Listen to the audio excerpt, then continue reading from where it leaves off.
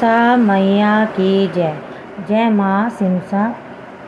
भक्तों, आज मैं आपको बताऊंगी सिमसा माता की उत्पत्ति व कहानी, कैसे माता सिमसा का मंदिर बना। कौन है ये सिमसा माता? भक्तों, सिमसा माता वो माता है जो संतान दात्री के नाम से या माँ शारदा के नाम से जानी जाती है। इसका मंदिर है हिमाचल प्रदेश में, जहाँ एक रात बिताने से ही माता की कृपा होती है उन महिलाओं पे जिन्हें गर्भ धारण नहीं होता। तो उसी के लिए मंदिर कैसे बना, क्यों बना, इसकी कहानी मैं आपको बताऊंगी।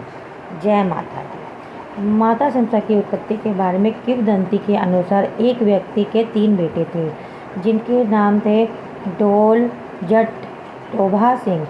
ये तीनों तत्कालीन प्रथाओं और परिस्थितियों के कुमाऊं घाल में नौकरी करते थे तथा लंबे समय तक वहाँ रहे। टोभा सिंह ने वहाँ किसी हरिजन लड़की के साथ शादी कर ली। उस समय छुआछूत का प्रचलन था, इसीलिए समाज को मद्देनज़र रखते हुए भाइयों ने टोभा सिंह को घर से अलग रहने के लिए मजबूर कर दिया। उसके बाद टोभा सिंह तत्कालीन मान्यताओं के कारण अपनी पत्नी सहित भाइयों से अलग रहने लगा।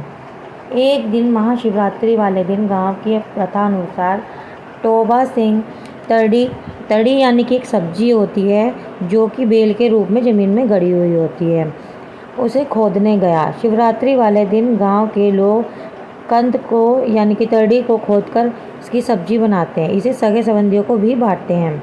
अन्य लोगों को यह टोभा सिंह प्रातः लगर से लगभग 3 किलोमीटर दूर नागढ़ नाम स्थान पर तड़ी खोदने चल पड़ा, जिसका लक्ष्य काफ़ी दिन पहले बना रखा था। अपने औजार लेकर जब टोभा सिंह तड़ी को खोदने लगा तो पहली चोट जमीन पर मारने पर जमीन में से दूध निकलने लगा। तब टोभा सिंह देखकर काफ़ी प्रसन्न हुआ। उसने सोचा कि तड़ी अच्छी है तथा निकलने की मात्रा भी अधिक ही होगी।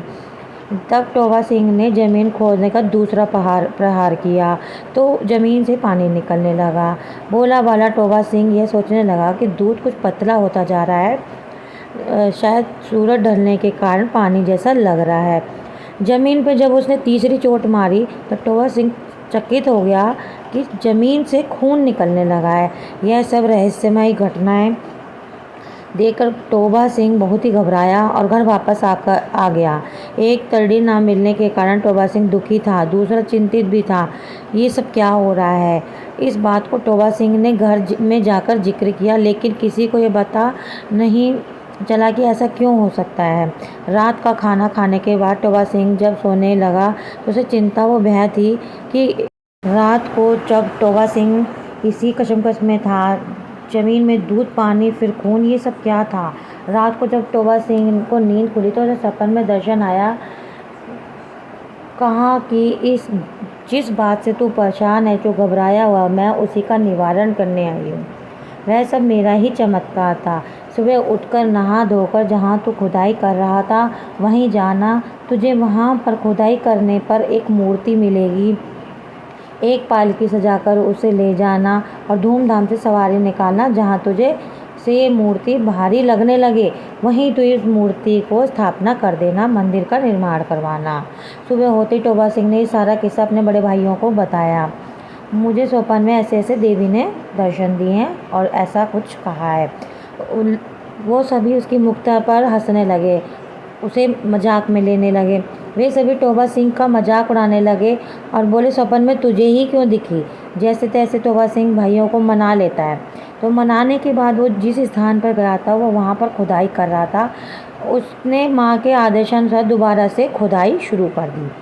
खुदाई करने के बाद देवी की मूर्ति लगभग 7 वर्ष की कन्या के बराबर हुई थी। यह मूर्ति आज भी वर्तमान में मंदिर में मौजूद है। जो मूर्ति भूमि में इतना दबा दी गई है जिसका सिर का हिस्सा ही दिखाई देता है। खुदाई के समय 3 चोटें लगी थी, वो आज भी प्रत्यक्ष रूप में देवी के सिर पर दिखाई देती है। टोभा सिंह ने अपने भाइयों की सहायता लेकर पालकी सजाकर गांव के चारों ओर ऊंची ऊंची पहाड़ियों पर घूमना शुरू कर दिया। ऊंची पहाड़ी का नाम है जो कि मंदिर के बिल्कुल सामने है, उसका नाम है अजपाल। वहाँ पर स्थापना मंदिर के लिए उचित ही रहेगी। मंदिर के पास ही पानी की एक स्वच्छ बावड़ी थी। टोबा सिंह ने अपने भाइयों को हाथ मुंह धोकर कुछ समय आराम करने के बाद ऊपर जाए बोला। थोड़ी देर आराम करने के बाद जब उनके भाइयों ने पालकी उठाई तो पालकी इतनी भारी हो गई कि उठाई नहीं गई। तब टोबा सिंह को माता के द्वारा सपने में कही गई बात कि मेरी पालकी भारी हो जाए, तुझे भारी लगने लगे, तभी वहीं मेरी मूर्ति की स्थापना कराना और मंदिर बनवाना। इसीलिए उन्होंने वह एक छोटा सा मंदिर बनवाया। एक अन्य किंवदंती के अनुसार मंदिर की पूजा के लिए पुजारी लाया गया। पुजारी जम्मू भट्ट था। उसकी शादी जूलगढ़ नामक स्थान में हुई, जो कि सीमस गांव से लगभग 12 किलोमीटर दूर है। इस प्रकार भट्ट ब्राह्मण की वंशवृद्धि हो गई। उसके 2 पुत्र हुए, कालिया और वालिया। मंदिर के पास से जिस बावड़ी का जिक्र किया गया वे वर्तमान मंदिर के पास नहीं है। इस तथ्य की एक ही कहानी सुनाई जाती है कि जब भट्ट परिवार वृद्धि हो रही थी, उसकी औरत ने प्रसव के जो कपड़े होते हैं उसे बावड़ी में धोया था। तब माता सिमसा को अच्छा नहीं लगा और देवी माँ ने श्राप दिया कि आज के बाद तू पानी के लिए तरसेगी, तुझे पानी नहीं मिलेगा। देवी के श्राप से दुखी होकर फिर माता से माफ़ी मांगने लगी। माता रानी तुम पानी वहीं रहने दो, अगली आने वाली पीढ़ियों को श्राप के कारण दुत्कारती रहेंगी। लेकिन माँ भला अपने श्राप को वापस कैसे ले सकती है, पर वो अपने श्राप को किसी तरह से कम कर सकती है। तब माता ने उस पर दया आई और माँ ने कहा श्राप तो कम कर दूंगी, बता तो क्या करूं मैं अब। बावड़ी को तर्जनी उंगली से या कनिष्ठ उंगली से धकेलूं। और सोचने लगी कि यदि माँ तर्जनी उंगली से धकेलेगी तो बावड़ी बहुत दूर चली जाएगी, इससे पानी की समस्या बनी रहेगी।